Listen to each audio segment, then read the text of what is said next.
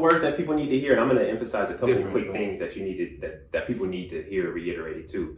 One thing you'll notice about DMD and even this whole Free Game Fridays is we constantly talk about mindset, and DMD has mentioned that on more than one occasion. We had a whole episode about mindset where we talked about mindset, and we're going to continue. Yeah, we're going to continue to talk about that because that is the number one step in a lot of things in terms of getting yourself in position to achieve great things and accomplish your goals. Is you have to get yourself in the right mindset. That's typically always the first step. Right. Is getting yourself in the right mindset. So I definitely agree with that. And another thing I want to relate to that is just this quote that I have up on my wall from Kobe. It's all about the Mamba mentality. Mm-hmm. And this is something I remind myself daily of because I feel like all of us get caught up in this at times. Is we get so caught up in the whirlwind and in the results that we forget to really tap into the process. Mm-hmm. And the quote is to focus so hard on the process and trust the hard work when it matters the most. Mm. Focus on the process and trust the hard work when it matters most. Like you said, we have our end goals in mind. We know where we're trying to get, but instead of constantly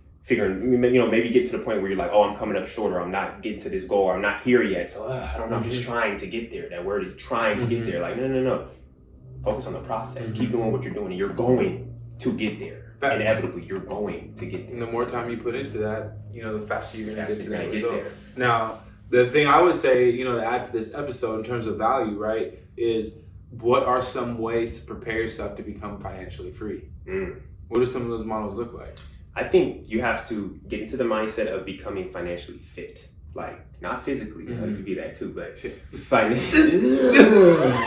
financially fit. But what I really mean by that is taking your finances by the neck, like really taking a hold of your finances. And one quote that I heard from this book from Dave Ramsey, I think it was called Total Money Makeover by Dave Ramsey. Total Money Makeover by Dave Ramsey. I read this a while ago and it stuck with me, but he was just saying that always know where your money's going and never wonder where your money went. I think that's one of the first steps of stepping into that financial freedom piece is becoming financially fit. And one specific thing that I would give out is living below your means. Notice throughout this whole conversation of financial freedom, we haven't talked about income one time. Mm-hmm. We haven't said that you need to make six figures, $200,000, $300,000, $500,000 to be financially free. That we never brought that up because you can make $500,000 and then spend $600,000. Guess what? You're broke. Mm-hmm. Or you can make $50,000 and spend half of that, and you got some money that you're playing with. So it's not just just like DMD was talking about earlier. What's your expenses? What are your monthly expenses? Do you know how much you're really spending on a monthly basis? It's kind of crazy, but I think like 8 out of 10, maybe more people really couldn't tell you what they spend their money on or what their expenses are on a monthly basis. So become financially fit. My first step or first word of advice is living below your means. You got anything to add to that? True Wallet, I think it's called True Wallet. It actually tracks everything that comes out of your account. So if you need a free asset, I'm gonna say if you need a free asset, if you need a free tool to add to your tool belt to help you track your monthly expense, you can just download off the App Store. Personally, I don't have it because I'm kind of like on that borderline privacy thing. Like people aren't my accounts or companies in my accounts, but that's a really cool resource, right? That you could use to really track or at least follow their system and create something manually that you can. Mint and Nerd Wallet, those are okay. So add to that, yeah. What I would say is real estate is definitely one of those ways where you can become financially free. There's there's a couple specific products out there that I feel like anybody can kind of tap into with minimal to no money. One of those is like seller financing. I think if you can get into the right groups, you can get into like a seller financing deal where maybe credit's not necessarily a variable in them qualifying you to purchase their asset or the real estate that they're selling. And I think that's a really good way to start generating some financial freedom and knocking off that monthly, debt that you have. So, from a large scale, a lot of people would say you have to buy like 10 or 15, pieces of real estate and then have each of those, turning, $100, $200, $300, $500 a month, right? Yeah. Cash flow, right? Mm-hmm. So one way to kind of get into that is by buying a house, right? And then turning that into a rental. So that's an easy way. And I know that obviously because I sell real estate, right? And I've been doing it for a long time, right? So that's one way, but the seller financing product is a different one in where you can go in and pretty much, take over somebody's payments or negotiate with the seller to buy their asset from them for, said mortgage amount, said, interest rate. And then you can, pretty much buy it in a condition that's it's not turnkey, right? And then after you buy it, you can go in there, you can spend some money, increase the rents, maybe have to get new tenants. But can you tap into equity? Definitely. But your chances are, because you're not going to be getting it for market value, but if you do, you'd have to wait like 3 to 5 years to tap in. Yep. But you can increase that immediate cash flow. So imagine you have a property that you buy that's paying you $1,500 a month. If you do that 5 times over, right, you're seeing all your experience. So now you're financially free. I hear you. And now your full-time job is just managing the property and making sure that you keep up with the maintenance and that you keep your tenants happy. I like that. So investing, ultimately. Well, investing in assets. Well, investing in assets, but taking it to a more micro level, getting an investment property. That's one way. Another way is stocks, right? Pause. You have to exchange time for stocks. Building a business to the point where you don't have to be there, right? We can talk about, how do you get to the point where you build a business, and how do you get to a point where you build a business where you graduate from being an employee of your business to being self-employed, which is still being an employee of your business, to being an actual business owner, and then graduating to the investment section, right? So going through that quadrant, I guess you would say, like, there's different steps to that, but building a business where you're in that 4th quadrant of investor, where you don't have to be there. There's people, there's a COO, there's a CMO, there's a CEO, there's people running your business for you, where you can spend your time with your family and whatnot. But those are like 2 ways, that you can easily, build financial freedom for yourself. I love that. So beautiful thing about Free Game Fridays and having both of us on here too is that we just went from 101 to 202 to 3. We just went from 100 level to 400 level. My bad. No. We need that. You know what I'm saying? It's nice. We can hit all different spectrums, but that just goes to show there's so many different ways to become financially free. And another thing I would add to that is something, I'll get back to the 201 level is just making sure that you pay yourself first. Like that's a part of that mentality piece, and that's just like a small tangible thing that you can start doing today. You can start paying yourself first today. You know what that means? That means when you get your paycheck, put some of that money in your savings right away. That would be the first thing I would do. Every time I would get paid, I'd be like, oh, yep, savings, pay myself first. And that was a great feeling. So every time I got paid, I know I put a little bit of money aside. Now I got money to cover my expenses and some play money too. And hey, if there's times where my play money got sacrificed this week because I played too hard last week, or or my expenses went up, it's a part of the sacrifice that comes with it. And I think that's a part of the thing that we don't talk about all the time with this financial freedom. It sounds so great, but there's a lot of sacrifice that comes with it too.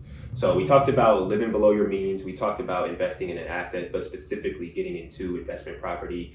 We specifically talked about living below your means, and paying, I said that first, and then paying yourself. 401k, if that's not something you're tapped into at your work or your job, you need to tap in ASAP. Like, that's something to take advantage of. Any financial advisor will tell you that. That's 101 level. You got some thoughts on that? Yeah, I think the 401 pot, if you spend a little bit more time studying the market, you might be able to find some vehicles that'll earn you more interest quicker than a 401k. I think the 401k is like, it's not keeping up with the amount of inflation. It's not.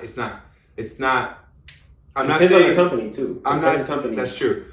I'm not saying that it's not a good product, and I'm not saying I don't have one, because I do, but rather than taking maybe the extended approach of putting more money into it per se, depending on who you are as a person and how you manage your funds, right? If it could be a perfect savings account, you're like, I don't want to touch my money, I don't want to see it. But if you have a little bit, I would say more, you give yourself a little bit more credit, more responsibility, then don't contribute so much. Take some of that money and then invest it in other things. I agree with that. And you're not saying to not have a 401k or not tap into it, but just don't depend on it. Exactly, 100%. And then senior adult care every month is like 10 bands. Is it? So I mean, or do you want to spend 3? Good point. And okay, so we'll move to the last piece of how to achieve the financial freedom. Right. And I think a big piece of this is managing your credit. And you've talked about this before as far as credit worthiness and how we look at credit and why that's so important. Credit is essentially a reflection of how you manage your finances, to be completely honest. When you really think about credit and you break down the different aspects of credit, it's ultimately just showing, are you responsible with money? Can you borrow money and pay it back in a timely manner? Like what's your responsibility with money, and do you have that level? And I think that's kind of what credit reflects. So if you have a good credit score, in most cases, you have a grapple on your finances, and I've seen that correlation with clients as well. So I think managing credit is another good factor of becoming financially free, because I feel like you can get as far as you want to, but until you really take a hold of that credit, I feel like you're still holding yourself back to some extent financially. And if you don't have much credit established, because I agree with you, if you don't have much credit established, you can actually add yourself to somebody else's account as an authorized signer. Not an authorized user, but like just an authorized signer. And so what that'll do is, what that can help you with is boosting your credit score significantly. So let's say maybe I have one or two trade lines, right, or credit lines, and you have 6 or 7, and you're healthy, and you have a really strong, you can make me an authorized signer on your account, and then I'll assume all of your credit trade and take over all of your payments. And then what that's going to do for me is my credit score is not going to mirror or reflect yours. And to a creditor, when I'm going out to apply for a credit card, and I put my application in with my social security number, etc., my income, then they're gonna say, "Oh wow, this guy has seven trades of credit," and then automatically I have a high score already, even though I've only been in the game for 1 or 2 years, but I'm taking it based off of you. So I would say credit is definitely an important thing, and once you get that credit, there's a lot of different vehicles like loans or personal line of credits, or unsecured line of credits. Home equity line of credits when you get an asset. There's a lot of different ways you can leverage. So like if I said, hey, if I was to give you $1 million today, and tomorrow, or excuse me, in 30 days, I need you to make it $2 million, or I'm going to take that $1 million back, how would you do it? Crypto. Shiba Inu. I'm throwing it all in there. I'm gonna watch it every day, every minute. I'm gonna be on there. Come on. He said crypto. I love it. Wow. All right, that's one way. Very risky, but the fastest. Right. So one way you could do it is, outside of that, is you go to a bank and say, hey, I want a loan for $1 million, and they're gonna say, well, he has $1 million in his account, so we don't mind giving him $1 million because he already has $1 million. So I think that, and then boom, in less than 3 hours, you'd have $2 million. And then how do you go get another $1 million? You reinvest and you do that again. You go to another bank, you say, hey, I have $1 million in this account, I would like to borrow, and now you have $3 million. And so now it's just a matter of moving numbers around and using your mind in a smart, strategic way to build your leverage. And then your payments on those $1 million, obviously, they're gonna, that's gonna be dependent TBE, but I would say TBD. But you have $3 million now. You can do a lot of damage with that. Agreed. That's high level too. Like people gotta, you gotta know what you're doing to head down that path, and we're gonna get more into detail. Yeah, there's a lot. Because we said it at the beginning. This is one of those topics. This is one of those topics that we can get real nitty gritty with, and like I said, we can make this 10 episodes if we want to, because there's a lot of different paths to go down.